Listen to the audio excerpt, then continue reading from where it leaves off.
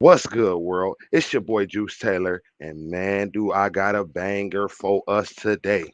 Welcome to YSGTV, where we react to everything music, music conspiracies, drama, but mostly we try to stick to the music conspiracies, and we're also going to be taking you guys on a journey with us as we run through a couple different cities.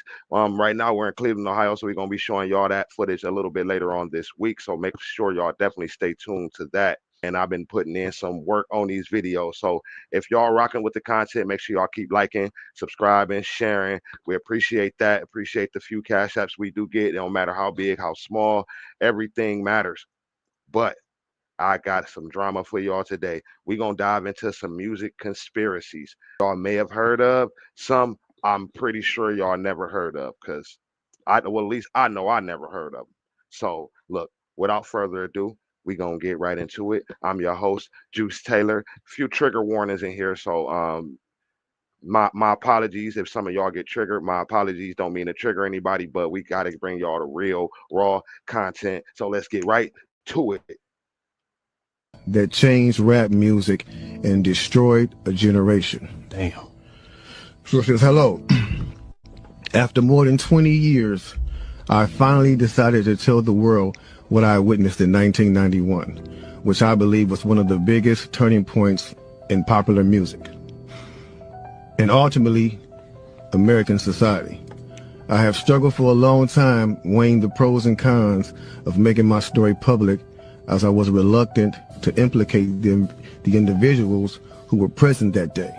So I've simply decided to leave out the names and all the details that may risk my personal well-being and that of those who were, like me, dragged into something they weren't ready for. Damn. Hold on, let me, So we gonna tell a story. we gonna tell the story. We ain't scared. You know what I'm saying? What they gonna do? They after us, not just playing. Look, that black van. So look, so he says, between the late 80s and early 90s, I was what you may call a decision maker with one of the more established companies in the music industry. I came to Europe in the early 80s and quickly established myself in the business. The industry was different back then, since technology and media weren't accessible to people like they are today. The industry had more control over the public and had the means to influence them any way it wanted. Right. This may explain why in early 1991, I was invited to attend a closed-door meeting with a small group of business insiders to discuss rap music's new direction. Rap music's new direction. Yeah. Little did I know we would be asked to participate in one of the most unethical and destructive business practices ever seen. Crazy. So this was the meeting. The meeting was held at a private residence on the outskirts of Los Angeles.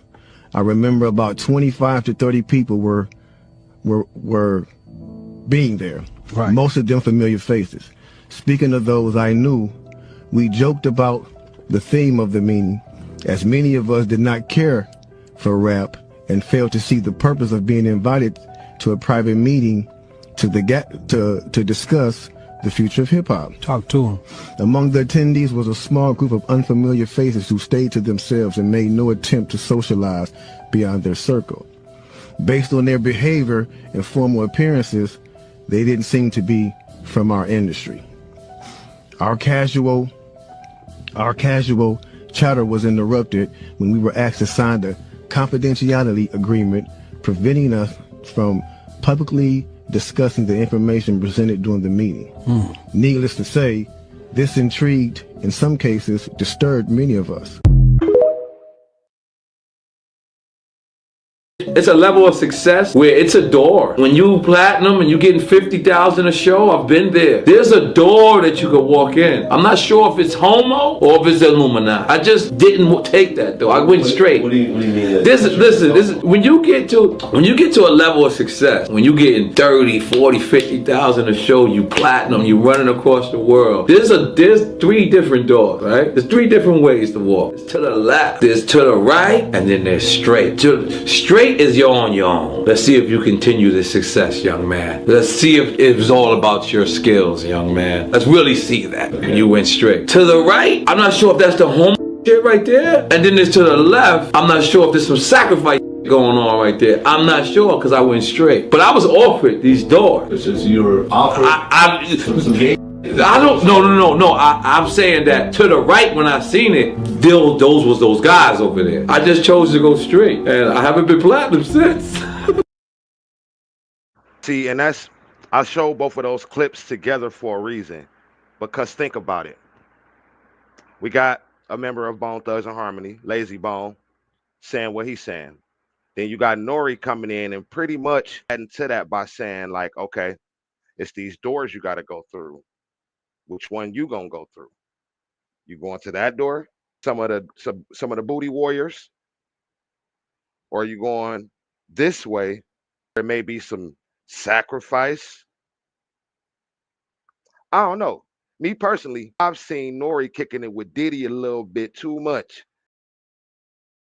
Daddy, I like when you scrambling and scraping for shit. On that one episode of Drink Champs.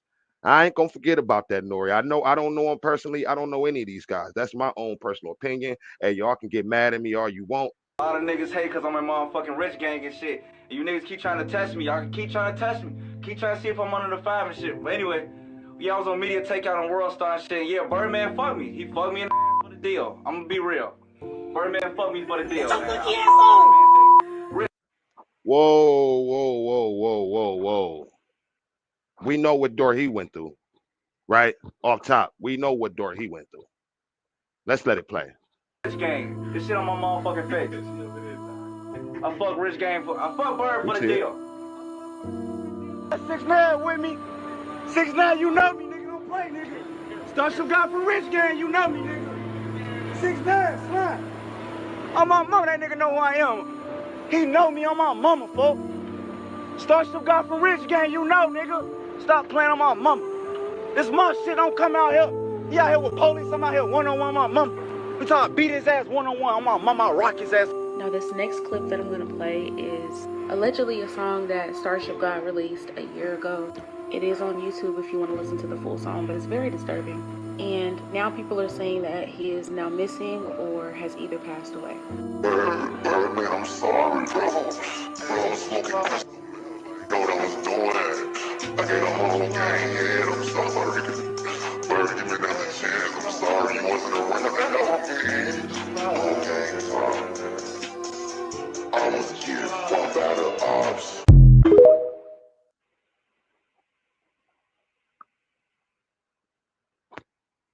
Hey, whatever did happen to Showboy, man? What happened to him?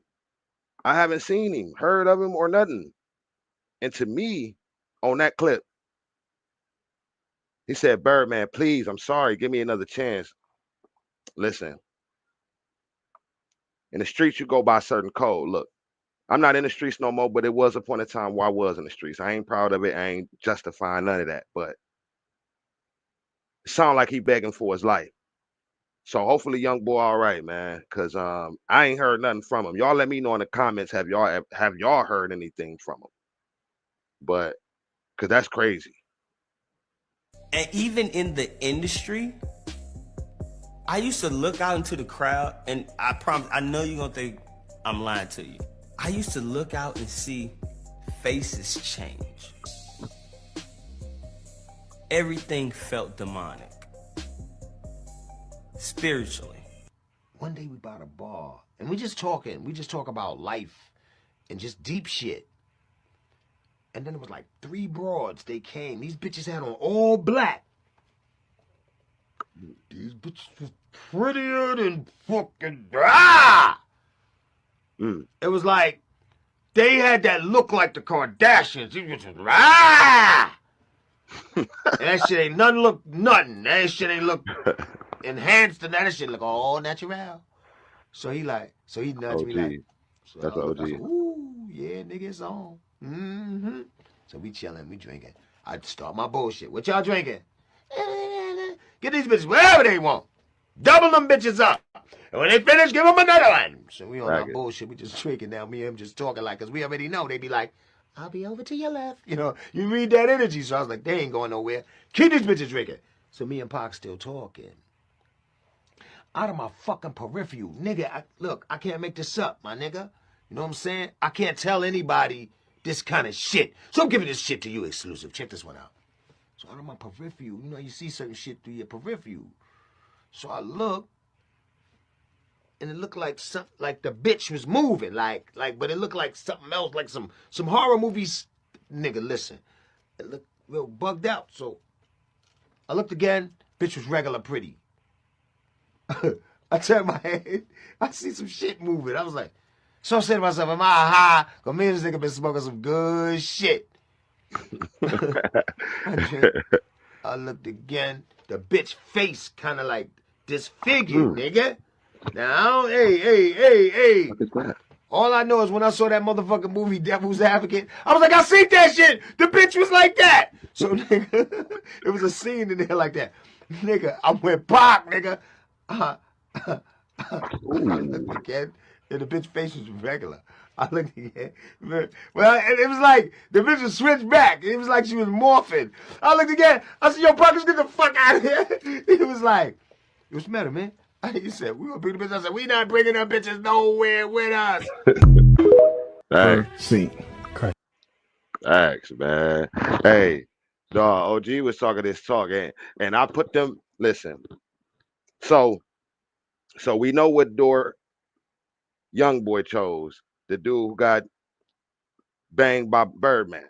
I mean, let's call it what it is. He said it. I mean, hey, and then we see that other door lead to bitches' faces morphing and shit. You know what I'm saying? Hey, OG called it. You know what I'm saying? Like, it's some wild shit going on in the industry, man. So, listen, we just gonna keep it going because more bangers for y'all. Hey, if y'all rocking with the content so far, make sure y'all hit that like button, hit that subscribe button, because I'm gonna be doing a lot more of these because I got clips, ammo, like Lil Wayne said. So, hey, lock in. We about to get right back to it.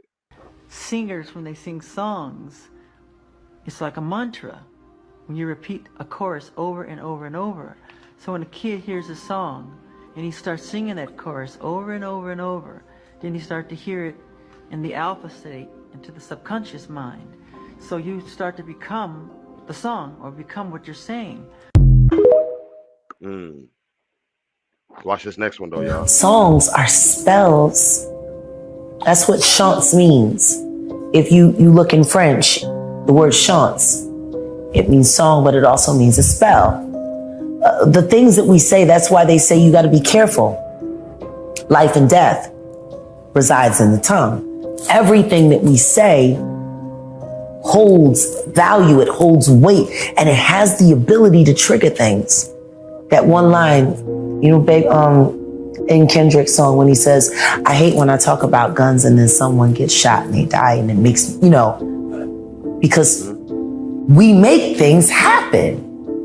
So imagine when you take that and you put that to melody and you put that to song that holds you and rocks you, whatever is embedded in that sound is now embedded in you. It's been proven scientifically. The human mind cannot refuse any information transferred through sound. That makes music the most important thing that we have. Now think about all of these records that when you listen to them, you heard them a million times, whether you liked it or not. Matter of fact, how many songs did you not like that you ended up liking later? Right. Man, I hated this song. I like this song. They kept playing it. You had no choice but to like it. Right. Programming. You know. And that's facts, man. Have you ever been listening to a song and you just zone out and you don't even know where you going? You don't even know where you went. You just go into the zone. Somebody have to call your name twice, and it's like you hear them call it the first time, but it's like you somewhere else. And they may even have to call you a second or third time. You know what I'm saying? And that's because you may have possibly been in a trance. So we got to be careful with what music we listening to. Queen Jaguar Wright said it's very true. So watch what you listening to, and watch more so what you letting your babies listen to, because they're more so easier to influence than us, because their brains are new to all this. All this is foreign to them. So just be careful, y'all. We're going to keep going though. video is going to break down the Crazy in Love music video by Beyonce. This video is showing us the ritual that she went through to become the icon she is today. At the beginning of the video, we see Beyonce as a normal person. She's in normal attire and she's casually walking down a normal street. When I say regular or normal clothing, of course we all know that Beyonce is a banger. So even when she looks normal, she's hot. I mean in a less celebrity-like appearance. This scene shows Beyonce's audition for the music industry. She is showing her talent and showing all that she can offer. She wants fame. She wants to be in front of all of the lights. She wants to be surrounded by paparazzi and adoration. Fame is the goal, and not just any kind of fame. As you can see, she is high amongst the tall buildings. She wants big fame. She wants to be an icon. She wants to be the center of attention. All eyes on Beyonce. And of course, she wants fans. People who copy her.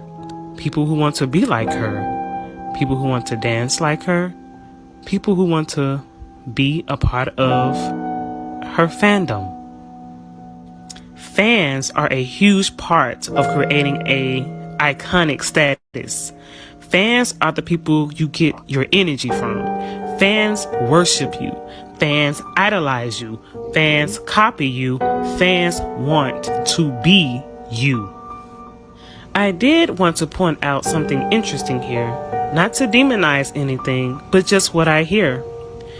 Here at this part of the song and video, she says, uh-oh, uh-oh, uh-oh, oh no no, uh-oh, uh-oh, uh-oh, oh no no. Which is clearly, uh-oh, uh-oh, oh no, no. Uh-oh, uh-oh, oh no, no. Please decipher for yourself. The normal Beyonce is here trapped in the back seat of a car. The next part is that she blows up. She becomes the big star we know today. Blowing up is a term we commonly use for any artist or any talented person.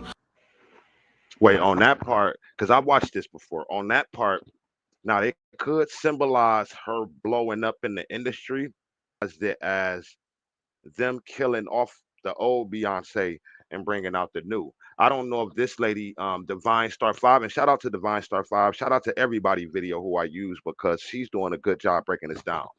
So shout out her. Make sure y'all go run her up on TikTok.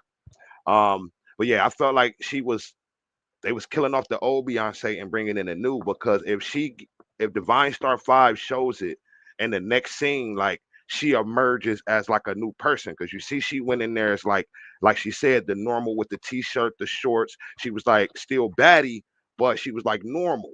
Now let's see if she tap in on that. Who becomes a big celebrity, a huge celebrity, well known, well loved, all in the magazines, all on the TV, all on social media. They blew up. They're very, very popular. So here she's literally blowing up as Beyonce. She emerges as the new Beyonce, or better known, Sasha Fierce. She becomes the Beyonce, the icon we know.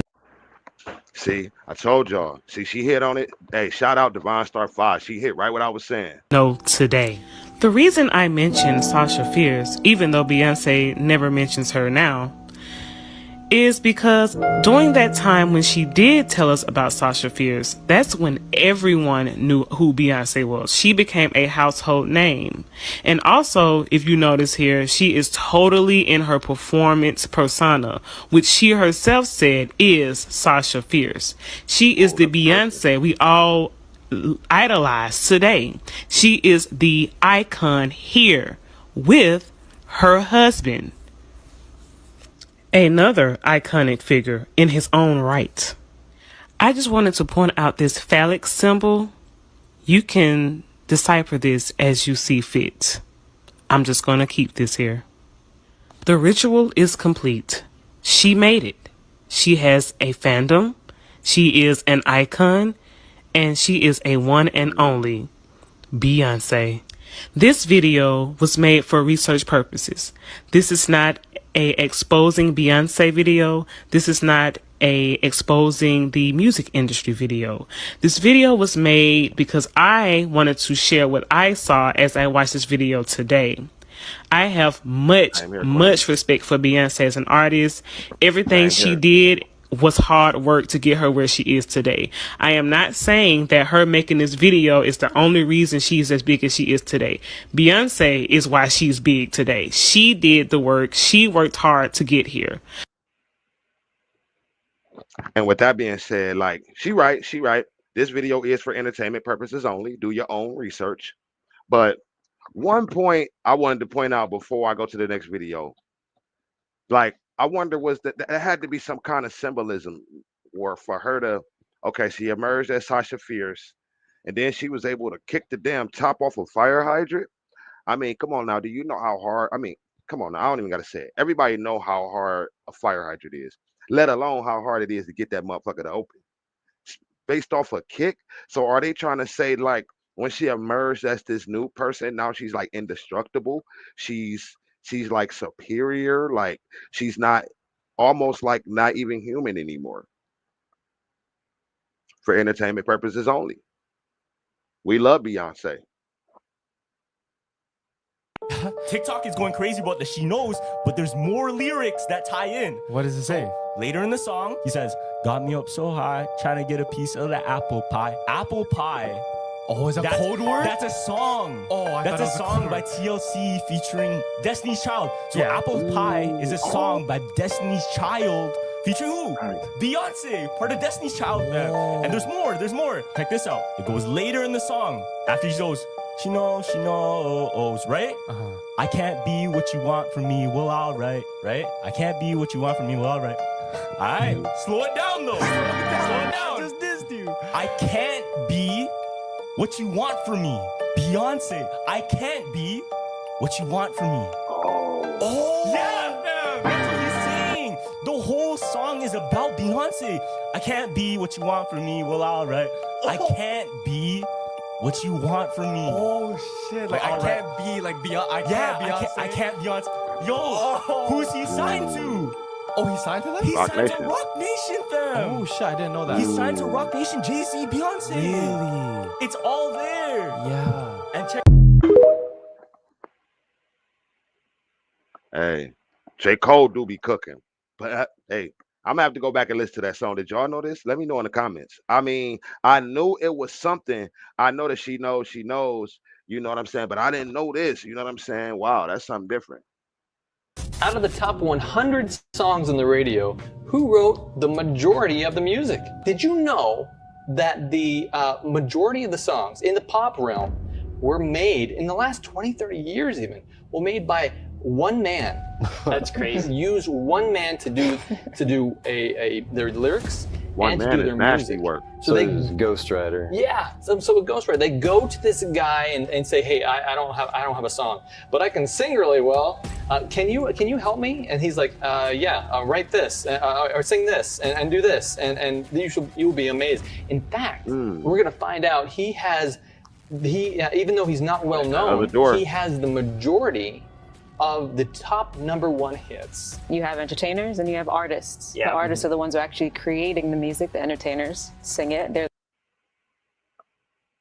So I just got a epiphany. I'm gonna do this real quick because I want to keep the video going. I don't want y'all to lose track.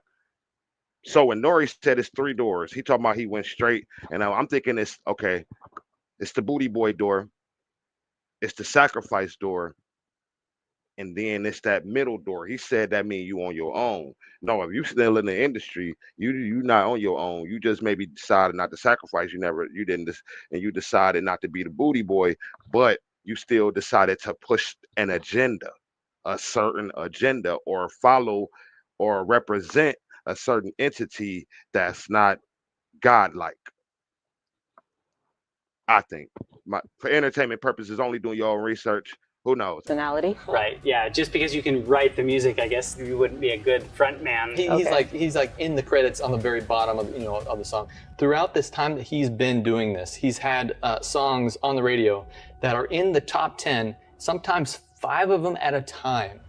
In the top 10. But with him writing for all these different people, that's 5 different styles, 5 different personalities, 5 different genres, maybe. Wow. Best known to work with Katy Perry, Britney Spears, Kelly Clarkson, Pinks, Taylor Swift, Ariana Grande, Maroon 5, Coldplay, Avril Lavigne, Usher, Lady Gaga, Kesha, Celine Dion, Christina Aguilera, Simple Plan, Jennifer Lopez, Demi Lovato, Justin Timberlake, Adele, Bon Jovi. He is not the top artist that has written something. The only 2 people that are above him. So it's Paul McCartney and John Lennon. You know a little bit about the Beatles, right? Now their music, in fact, on their albums, they do a lot of occult. That's right. They had Aleister Crowley in one of their album covers, the Sgt. Pepper's Band. The one below him is also a well-known singer, is Mariah Carey. She writes a lot of her own music. But this guy writes the music for everybody else. Wow. I mean, is that strange? This kind of shows you, this next clip kind of shows you just how much he is involved. Max, you truly are the heart and soul of the Backstreet Boys. Tonight we heard a song called As Long As You Love Me. It has one of Max's favorites. Wrote the song, produced it. He's like, hey, go sing this, go sing this, go sing this. Okay. And so we did. He tells all these artists how to sing. You know how much control this guy has? Him and Taylor Swift work very close together. He wouldn't allow her to write her own songs. If this guy is literally getting ideas from a spiritual source, and he's like, no, we're gonna go with my idea. Like, you can't be in control of your own idea here. That's crazy. Yeah. I wanted to know exactly, what does he believe? Where is he going with all this? This is what he said. Key to producing a punchier sound was to wrap it in a greater spiritual understanding. Sometimes a song becomes more than just a song. Kan man påverka på något sätt? Alltså populärkulturen, jag kanske stöta till den lite grann, alltså när den så att säga blir mer än en låt. Är alltid, det är liksom det är den största grejen. I went further into this and I thought, man, hold on, he don't even speak English? What is going on? You know what, I need to find out how he makes this music. Because if Santana says that he's making it through a fax machine, basically a human fax machine, coming and talking with the angels, I can't believe he called them angels. I think that blows my mind. But let's see what this guy says, because I think he's a little more subtle in how he approaches it. This is what he said. Can you tell us about making this song? I was going to bed and this melody of the chorus sort of started, coming in, but I was really tired. And I was lying there trying to motivate myself to get out of bed and record this thing, because I had a feeling it was good. And I recorded it, and then I say, like, hey, baby, hit me, baby, one more time. And I was like, and then I hear myself say, yeah, it's pretty good. This record, Baby One More Time by the great Britney Spears, was actually #1 in every single country on the planet it was released. So not only is he receiving the lyrics, every country but on he's the planet. also providing the melody, the whole kit and caboodle. I mean, everything from, hey, an artist would often say, the thing I learned the most by working with this guy is it's how I'm pronouncing the words and how I'm putting the words and the different syllables in the certain places. And so he's not only saying, hey, I want you to sing it this tone, I want you to sing it with these lyrics, but he's also saying, this is how I want you to say it. So for what I think is happening here, he hears it in his head. Okay, do you know what Baby Hit Me One More Time says backwards?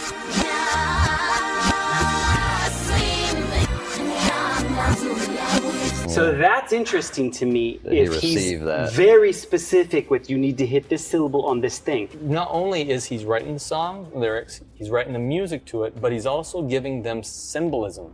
Because the people that he works with, and we're going to see this just in a second, have these symbolisms as a part of their religion. My bad, y'all. I didn't mean to pause it.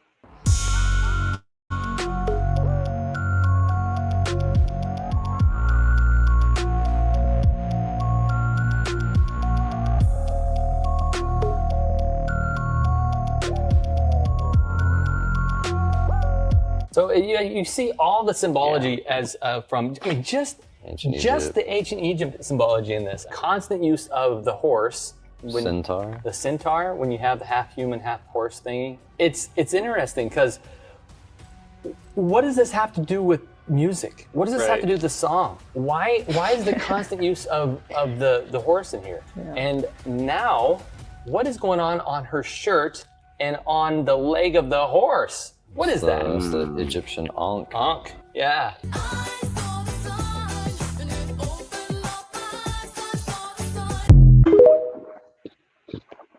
Like, do they like? Did you enter in the? Do they like be playing in our face? I'm gonna let it keep going. That's wild, man. One man had a song that was #1 on every country on the planet.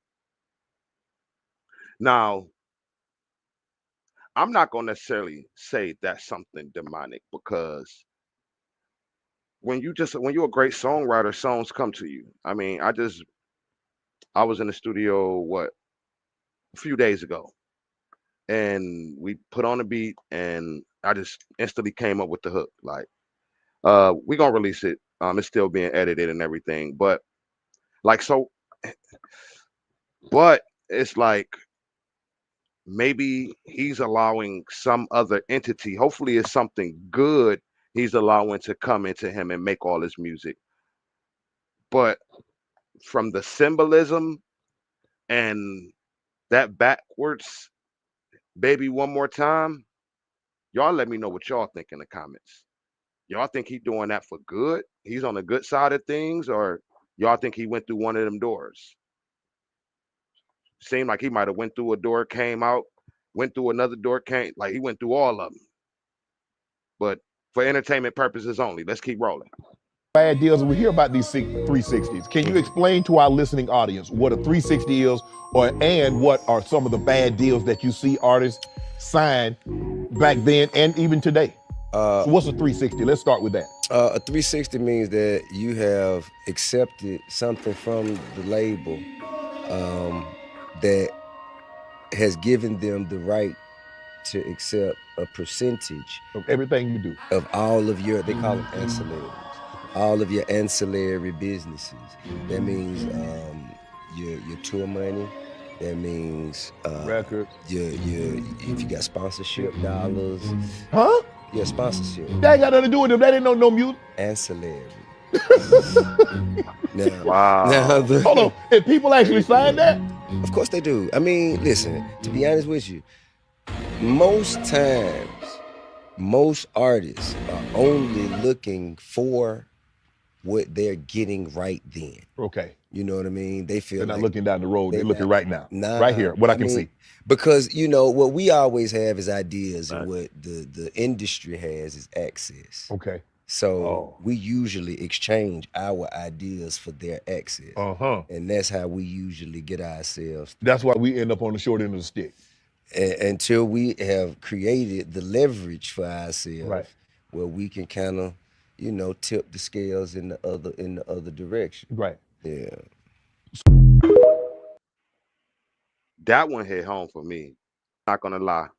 I was in a group back in the day. People came to us, offered us some money. I actually read the terms of the contract. Everybody else was like, let's sign, let's sign. I'm like, no, brother, y'all reading this? They just looking at the upfront money.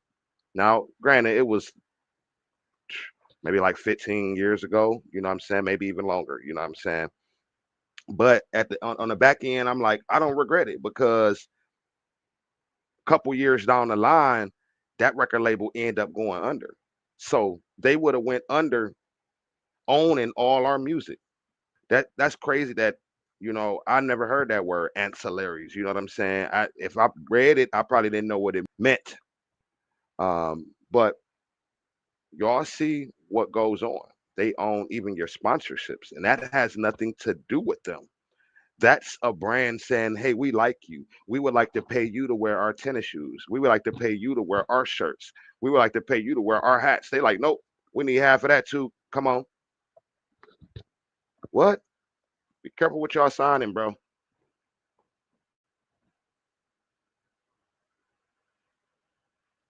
I had to mute this next clip. because I know they're gonna copyright if you play some mic. But the captions is in the video.